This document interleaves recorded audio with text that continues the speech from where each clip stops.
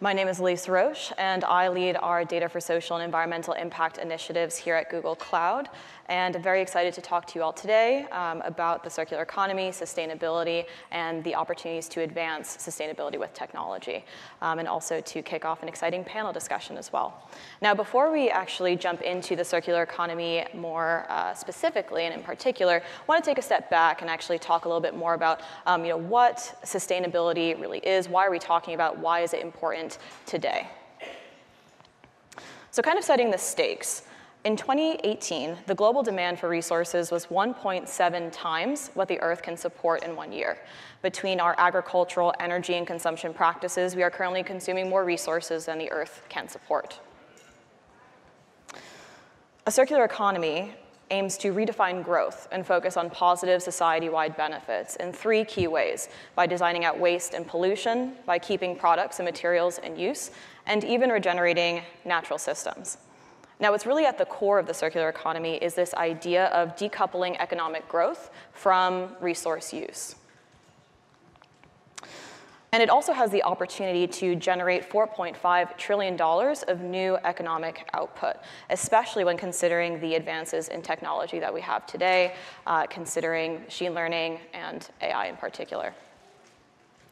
But what is a circular economy? What are tangible examples of a circular economy? Well, according to the Ellen MacArthur Foundation, who developed the diagram that you see pictured here, a circular economy seeks to rebuild capital, whether that is financial, manufactured, social, or natural. This allows then for a continuous flow of technical and biological materials or nutrients into these value circles. As you can see, they're quite broad. There are agricultural inputs, there are electronic inputs, and as a result, the circular economy can take a variety of shapes and forms. It can be a bio-based material for single-use food containers. So what is pictured here is actually an example of a disposable cup made from the cassava root. And so while this is more environmentally friendly and compostable, it actually is additive to the environment as well and helps to promote soil regeneration. A circular economy can also be a rooftop hydroponic-based farm, where 1 acre of previously unused roof space can feed up to 2,000 people per year with fresh produce. And a circular economy is also an e-recycling model for electric vehicles. As we know, there's an increasing demand for electric vehicles, and that is also matched by an increasing demand for the batteries that power them.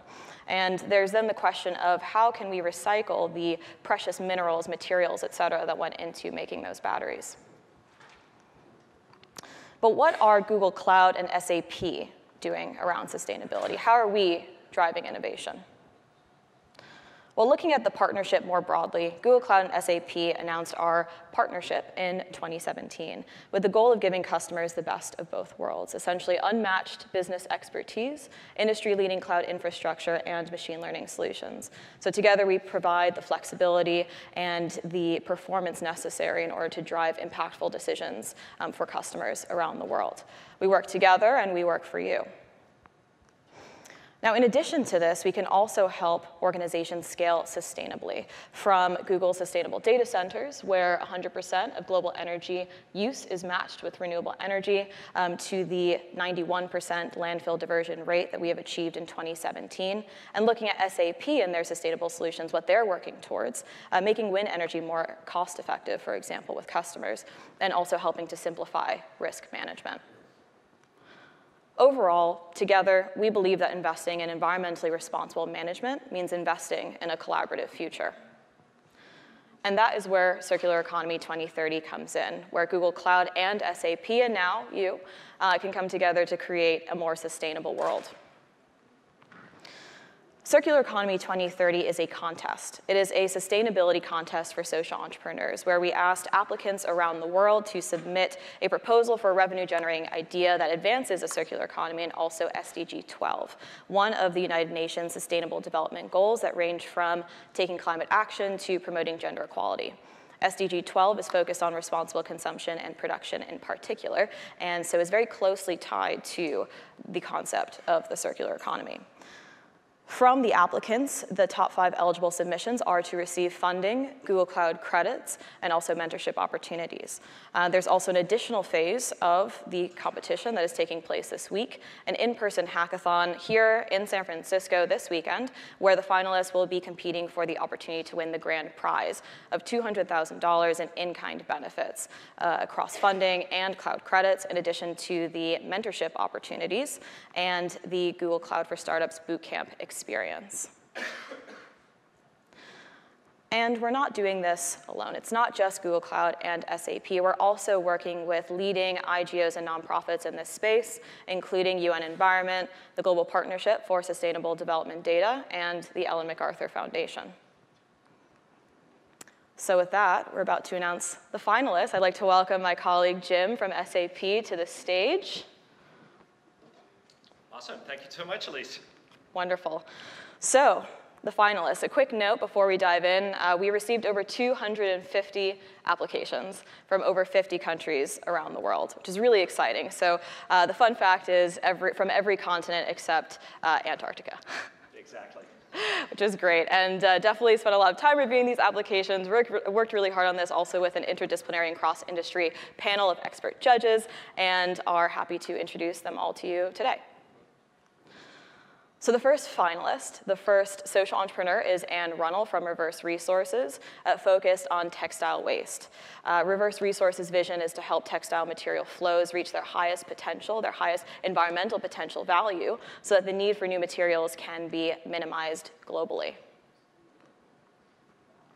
Thanks. The second finalist is Dismas Kiselu, and his company is Solar Freeze. They are pioneering portable cold storage units powered by solar energy for small-scale rural farmers of perishable products. So it's a company that's looking at the food waste topic from a developing country perspective, and also converts the waste into useful energy and bioalcohol. So exciting project.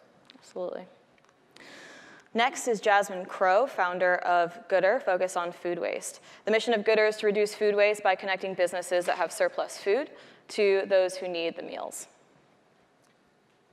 And fourth is Michael Groves. The company is Topolytics, which is a smart grid for the world's waste, using big data, mapping, and analytics to make waste management more transparent, more efficient, and more effective, both commercially and for the environment. And then there's Patrick Peter, founder of Circunomics, focused on e-waste. The mission of Circunomics is to maximize efficiency for the circular battery economy with the goal of achieving zero waste. And with that, we'd like to welcome the panelists to the stage, the remaining panelists to the stage for the discussion portion of today's session.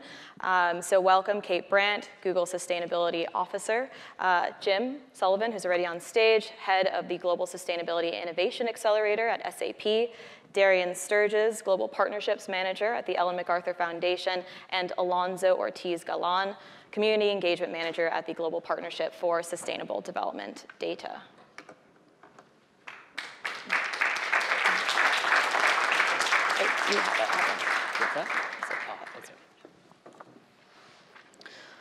Wonderful. Well, thank you all for joining, first and foremost. To kick things off, it'd be great if you could tell us a bit more about your work and background in sustainability. What drew you to this work, and why is it particularly critical today? Well, huge congratulations to our winners. I think, can we give them a round of applause? Absolutely. Can we do a round of applause for our winners?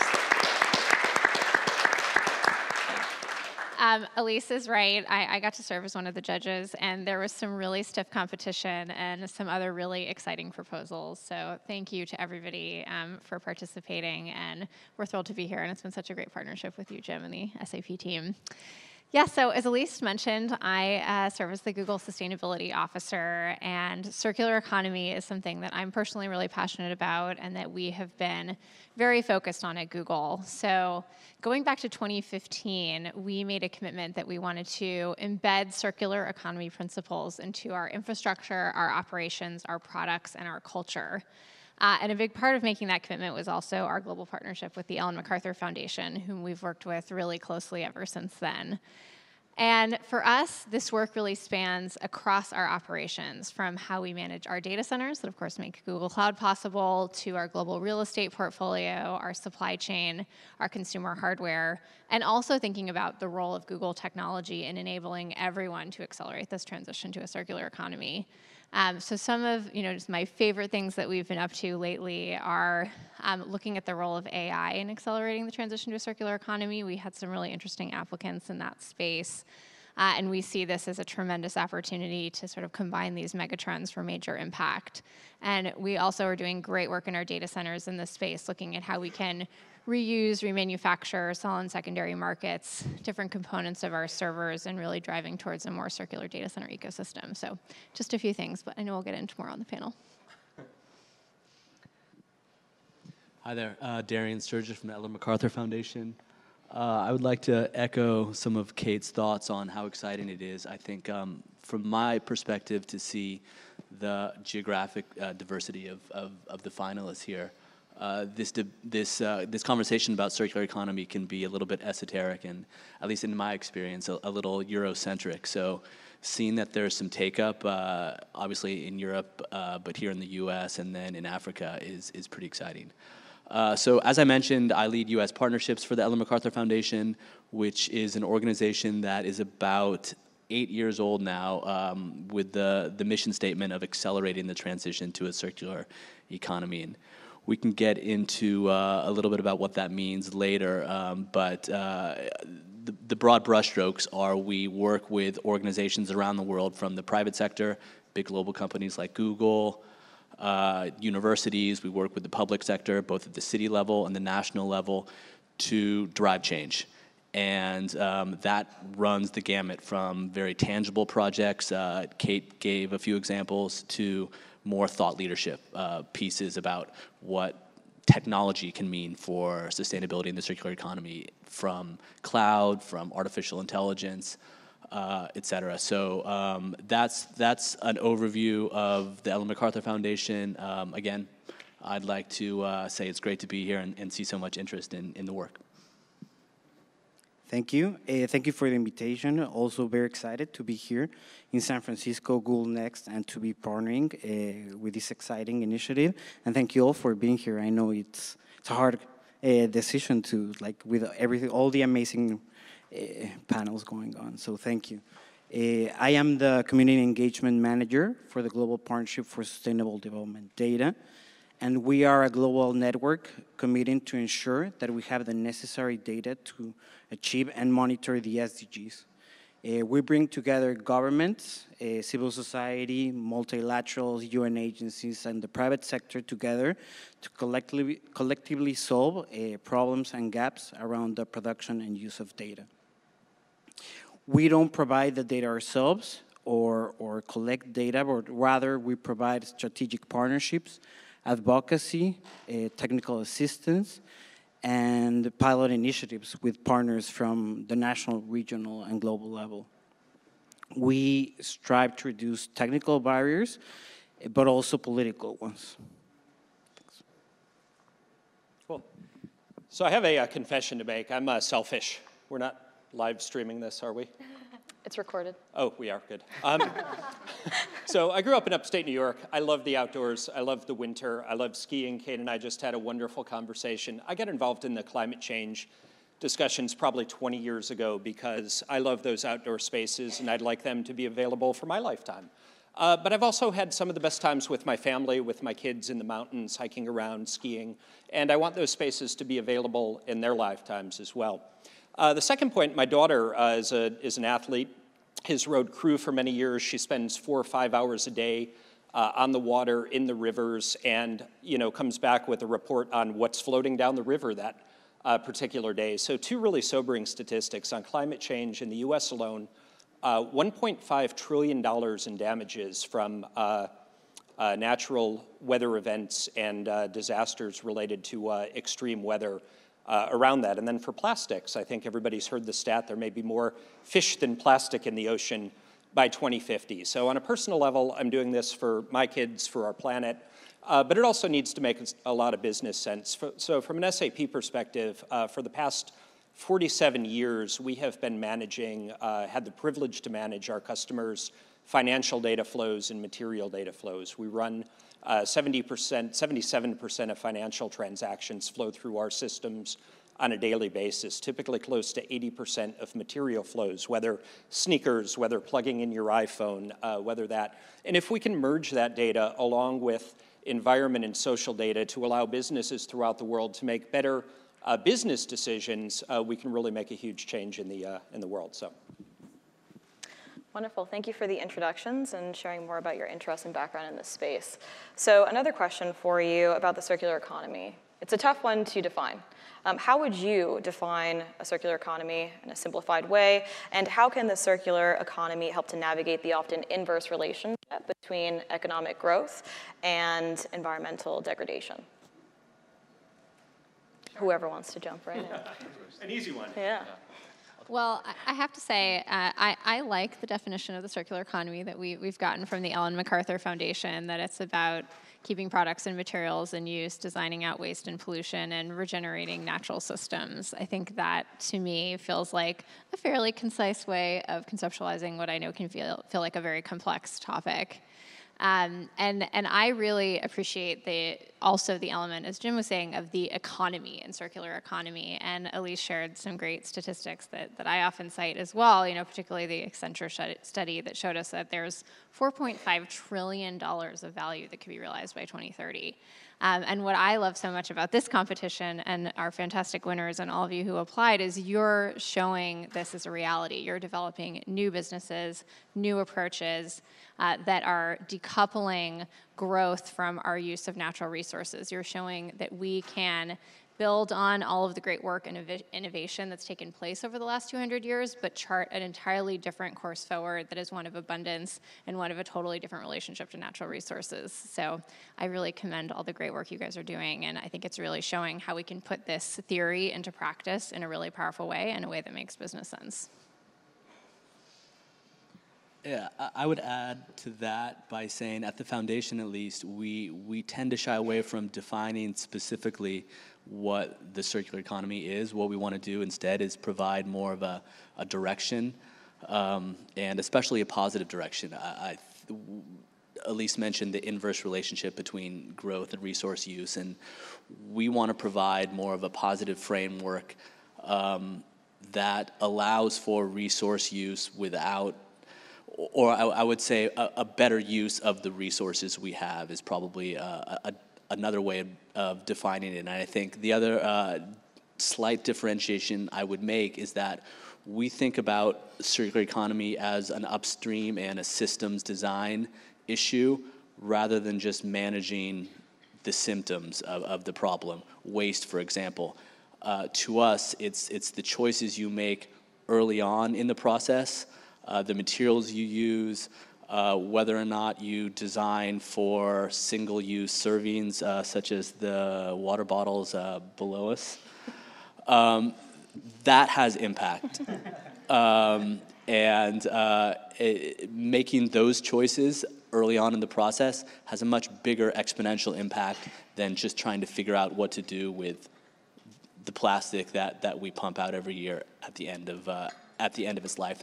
The final differentiation I would make is thinking about things like consumption in a slightly different way.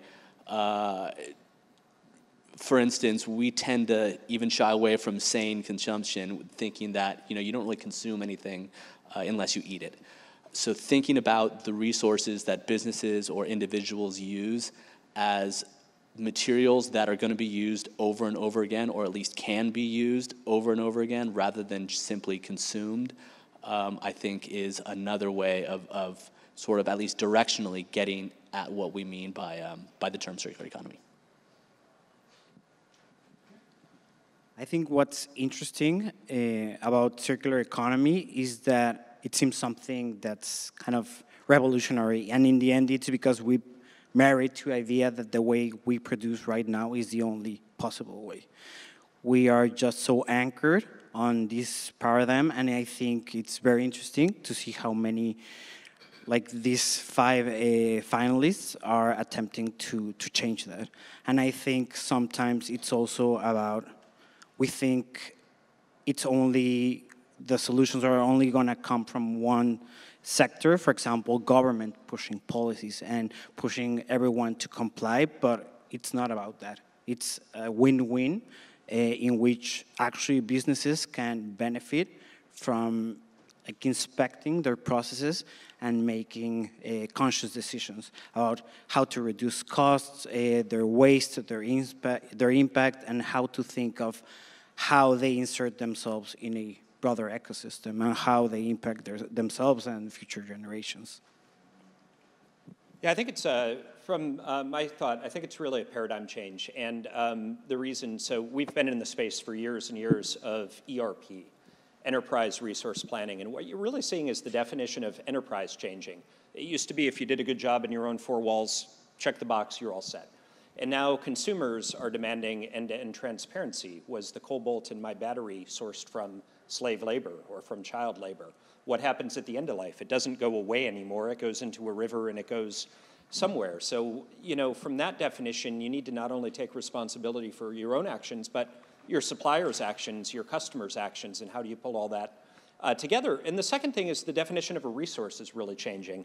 In the past, it was enough to know form, fit, function, and we're good. End of day. And now we need to know, again, the associated attributes. How much water was used in the making of this resource? How much carbon was used in the making of this resource? What happens to that resource at end of life? And increasingly, I like to think of it in stocks and flows. If you look at some of the circular statistics, we're really only cycling about 9% of materials globally. And some of those, you know, maybe should be in place for a long period of time. But some of those, if you open a brand new good and you take the packaging off and you throw the packaging away, you've engaged with that material for all of 5 seconds and it added very little value for you. So it's just the way we think about that. So that's a bit of a negative view. The positive view is we're in the age of hyper-transparency with data. And if we can allow visibility into those material flows, that little packaging that I threw away becomes a valuable resource for somebody else in the right place with the right technology. So I'm very optimistic about our approach here moving forward.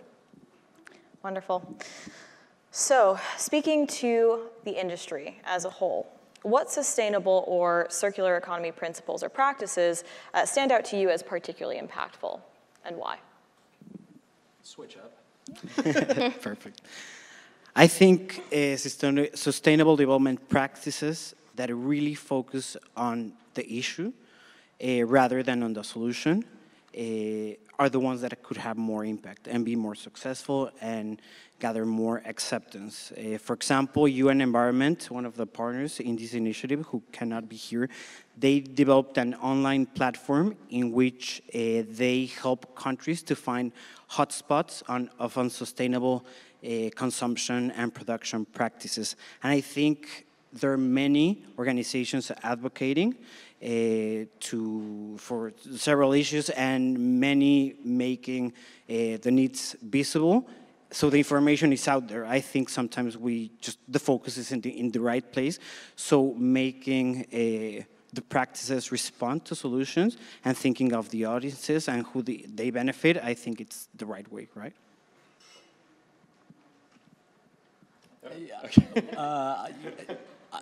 I would say I'm obviously excited by a lot of the new innovations that are popping up, including the winners or the finalists of this contest. But I think what I'm probably the most jazzed about is the new collaborations that are popping up, because when we talk about system change or changing the paradigm, it's going to require collaboration across the value chain, but also between the private sector and the public sector, and that's happening. So this collaboration with Google and SAP is one example.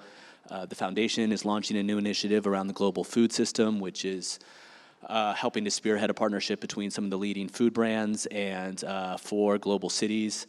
So it's that sort of spirit of collaboration that I think is really going to drive systemic change. That's great. Yeah, I was going to touch on, I'll pick up on food system. I think this is an area where I see so much opportunity, and Elisse showed us the butterfly diagram, as it's called, at the beginning of the presentation, and I think that whole left side of the diagram, looking at the biocycle, presents such tremendous opportunity. And I know one of our finalists today is working in this space in applying technology to reduce food waste, which is fantastic. And this is something that I'm really personally passionate about. This is something we've been thinking about at Google. We've done a lot of work on applying technology to food waste in our own kitchens. We're now applying machine learning and gaining new insights. So I see tremendous opportunity there, and I was thrilled to see one of our finalists really looking at that topic. And the other one that I think we don't often focus on in these conversations, but that we really like to bring up, is the role of safe chemistry and healthy materials. That when we are endlessly cycling material back into the system, we also need to be really confident that that material is safe for people and for the planet. And so that's an aspect of the circular economy that I believe is really important, and that we have done work with the foundation. You may have seen a paper we published on this last year, but I also see that as a really important piece of the dialogue. And I know I met some folks in the audience who are developing a materials marketplace to create more transparency. We've done a lot of work on this, particularly in the building materials space, but that's another aspect of the circular economy that I think is really important to focus on. Yeah, I'm going to throw the 800-pound gorilla out there for a business, which is if you have a supplier that's providing you virgin materials, you can ask for form, fit, function, price, everything exactly to your specification. If you were looking at secondary markets for materials, what if the quality isn't what you expect? What if the quantity that you're expecting isn't what you expect? What if the quantity and quality are good, but they show up in a location that you didn't expect? So one of the proofs of concepts we've run fairly recently is really how do you do that at a commercial scale for a large company that's gathering these secondary market materials? And how do you tie it into integrated business planning for your business? What happens if the quality isn't quite there? Can I still get away with making my products? What do I need to do to post-process it in order to do that? What do I need to do with my logistics systems for just in time to get the right quality components together in the right place? So for the first time, it's really tying it to the core business process and tying it to profitability as you look at that at scale. So I think there's a lot of great examples of circular within closed loops within companies.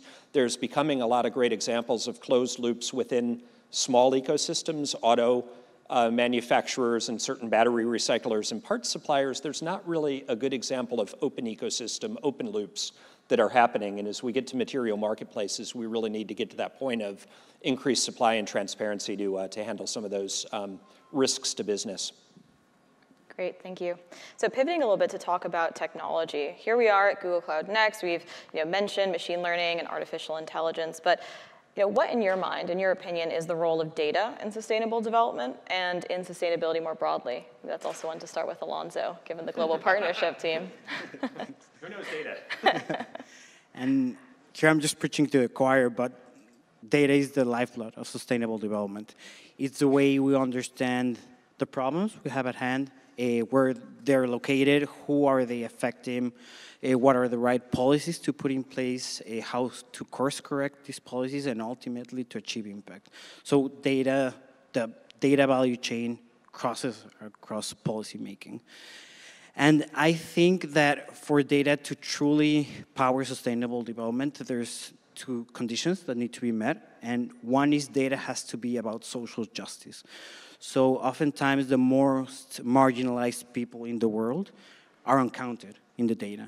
They are either missed by censuses and surveys, they are hidden behind statistics and averages, and in order for data to be truly about sustainable development, it has to be about all and for all. And the second condition, I think, it's for data to be a public good. So oftentimes data, or lately data is referred as the new oil, and I think this framing just kind of conceals the power of data. Data is infinite. Data increases value as it's used and it's collated with other data. And if the right standards, policies, and infrastructure are put in place, data can truly be a public good. Keep mixing it up, I'll go. The other thing I think is incredibly important is getting people the right data at the right time as they're making a decision becomes vital. You could have the best data in the world, and if it's not there when you're acting on it, it's not going to be helpful. So our team in the UK ran a project called the Plastics Challenge last year. It was a guy named Steve Jameson, Michelle Hickey. Great work. They followed consumers around, not in a creepy way, but in a gathering data kind of way for about a month, and gauged their every interaction with plastic. I get up in the morning, I eat my yogurt, I throw the aluminum lid away, I toss the cup here, I grab my plastic water bottle, I go to the gym, what do I do with that all? And out of that, through partnerships, we ran a 3-day design think and came up with a lot of cool solutions. But if you come up to me afterwards, I've got one app that is really interesting. And what it does is it takes the idea of the data that's collected around this, puts it into a machine learning algorithm. So with your phone, you can snap a picture of a water bottle and know what it's made out of. It's PET. Oh, and then it'll use geolocation to know where you are and know what the options for recycling that water bottle as a consumer might be within that region. So this is up and running in the UK, and it's one example of putting data in the right hands to make a decision at the right time.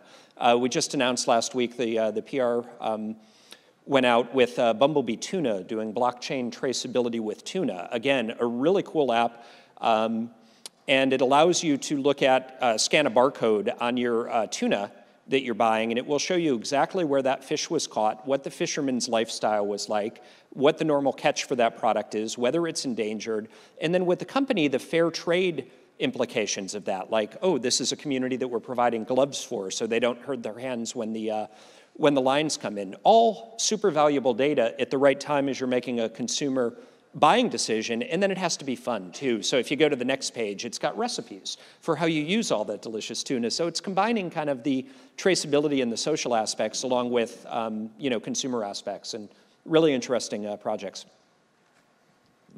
Those are fabulous examples. I want to hear more about your take a photo, identify the product. Yeah. So, but yes, I totally agree. And I think just to build on that, the way that I think about it is I think we're really moving from the age of information to the age of knowledge. We've generated so many data sets over the last couple of decades, but now we're able to unlock those data sets to be really actionable. And I think there's tremendous opportunity to utilize data to empower communities, to empower policymakers, to empower individuals to drive sustainable change. And one of my absolute favorite examples of this is a project that we worked on with 2 wonderful NGOs, Oceana and Sky Truth, which is called Global Fishing Watch. And so this is one of these amazing examples of we're able to take this huge global data set, which is that every ship that is on the high sea is constantly pinging out its location every day. And so we're able to take that data set and with a machine learning algorithm, recognize what did a fishing boat look like as compared to a cruise ship or a tugboat or any other kind of vessel, and then what did it actually look like when it was fishing. And then we utilized our massive cloud compute and our geomapping capabilities to create a real-time heat map of where is global fishing activity taking place. And then communities have been using this data to create marine protected areas. So there's actually 5 new marine protected areas that have been created just since we launched this tool a few years ago. And it's enabling communities to take control of their resources, to drive towards conservation, and to partner with the fishing communities to also enable them, but to do it in a much more sustainable way. So just one example that I love, but I think of really putting that data in people's hands so they can drive really positive, sustainable action. Wonderful. Okay. Well, there we have it. So also a follow-up on technology. So what are the opportunities to leverage, in addition to the examples that you shared, to leverage modern technology, especially machine learning and AI, for a sustainable future? What can we do today? I think it'd be great to hear some insights from the AI and the Circular Economy report that went out just a few months ago. Yeah, absolutely. So I alluded to this a little bit, but we did a report that we published just back in January with the Ellen MacArthur Foundation and with McKinsey of really looking at this intersection point of circular economy and AI. And we particularly did a drill down into the food system and into consumer hardware. And I think some of our major takeaways were the ways in which, sort of as we've been talking about, AI can help us to drive new insights. So for example, we looked at the opportunity for more to design better products. And we're starting to see examples, for instance, the European Space Agency. They have been using AI to develop better, more sustainable materials. So we're seeing that as a tremendous application. Equally, we're starting to see AI applied in really interesting ways to business models. So some of you may know the company Stuffster. They're a great circular business. And they utilize machine learning to set the price for their products, for their kind of secondary use products. So they are able to scan what is the price for a new product, how do they set a fair price, but that also enables them to make a profit and continue to run their business. So I think we're starting to really see that AI, and particularly machine learning, can be applied to accelerate these new business models and to enable new insights. And in fact, many of our applicants for this contest really showed that in exciting ways. So I really thought those insights were useful. And equally, we've been experimenting on this in Google inside of our data centers. So we took a machine learning algorithm and applied it to our data center cooling system. And we basically created an AI-powered efficiency recommendation system. So it looked at power, temperature, pump speeds, other data sets that we had for how the cooling system was operating, and then it would recommend how could we operate more efficiently, and then we put it on autopilot. So then it was just making those recommendations on its own and getting a 30% increase in efficiency in our already very highly optimized data centers. And I love that example because it means we can deliver cloud even more sustainably, but also it points to the huge opportunity that machine learning presents to optimize many other systems. So those are just some of my favorite examples. Yeah, I think Kate's grabbed all the good ones.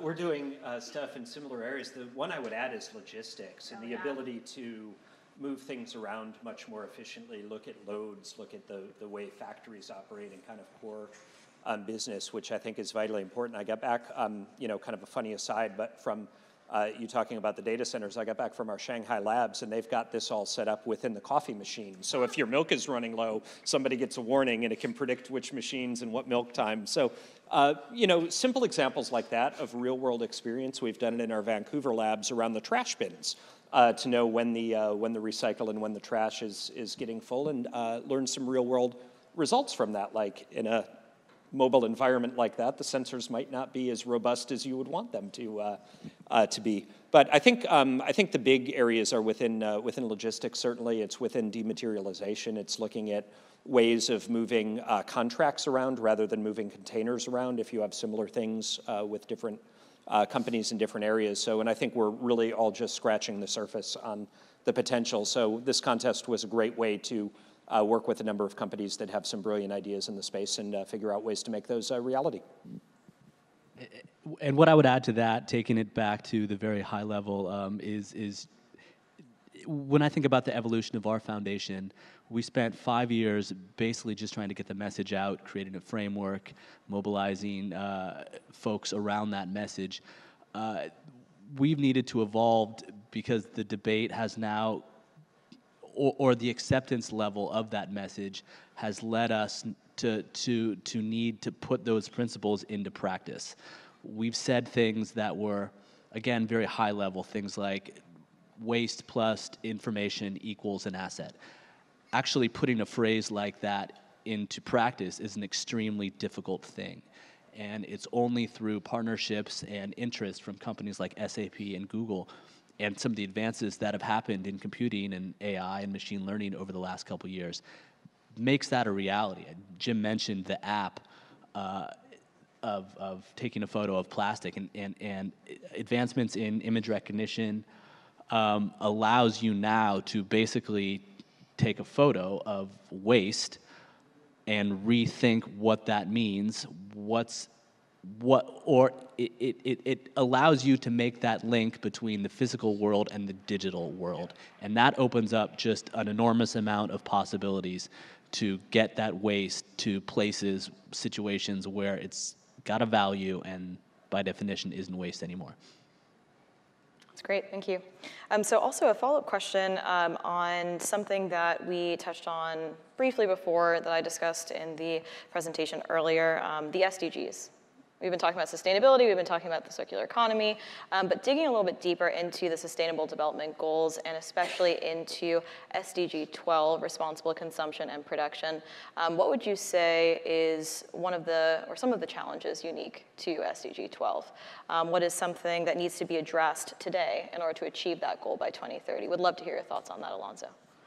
Thanks, of course, Elise. So I think what's interesting about the SDGs is that they present while they're individual goals, in the end, it's a comprehensive picture of all the things we need to tackle in order to achieve long-lasting change.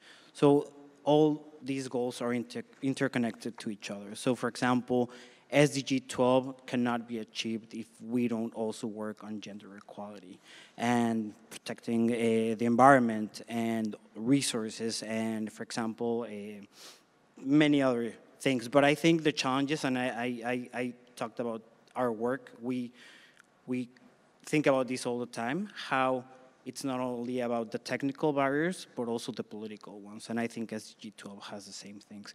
It requires more coordination at the national level, ensuring kind of the right approach, scientific evidence, obviously the use of data, bringing different stakeholders together to innovate and think of new ways to improve consumption and production.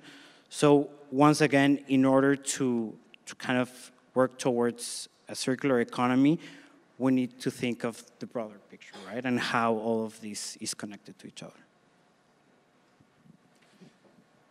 So for the non-geeks in the audience, when you put environmental people together with technology people, you get an awful lot of acronyms. SDG 12, Sustainable Development Goal, is about the production and consumption, you know, as Elise said, and for the geeks on stage that have dove into the details, it has some sub-targets on like having food waste in the world. So two of our winners are looking at the food waste as a major issue, one from a developing country perspective, one from a developed country perspective, same issue, two very different solutions to how you address that. It's got a goal of reducing chemical waste. It's got a goal of reducing waste in general. To me, the one that's most interesting is there's a goal and an aspiration for companies to report publicly on sustainability data. And this is where I think you get the biggest bang for the buck, is actually tying financial data for corporate reporting to environment and social data. And at SAP, we're on year 8 now of our integrated report where we're reporting all of that, but we're looking at the environment and the social impact on our company and reporting that out on how it affects our profitability. So I'd encourage you to take a look at that. We just put a new report out a couple of weeks ago, and we've got a diagram where you can transparently follow the flows of which of our KPIs as a corporation, not environment and social, affect each other.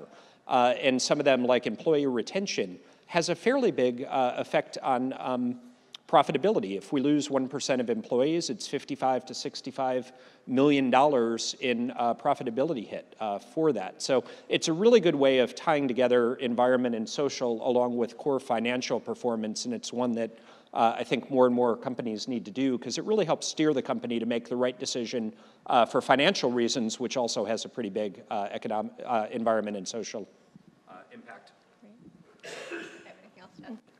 Great, well, thank you. So thinking about the finalists, they've come up in the conversation today. You mentioned food waste in particular.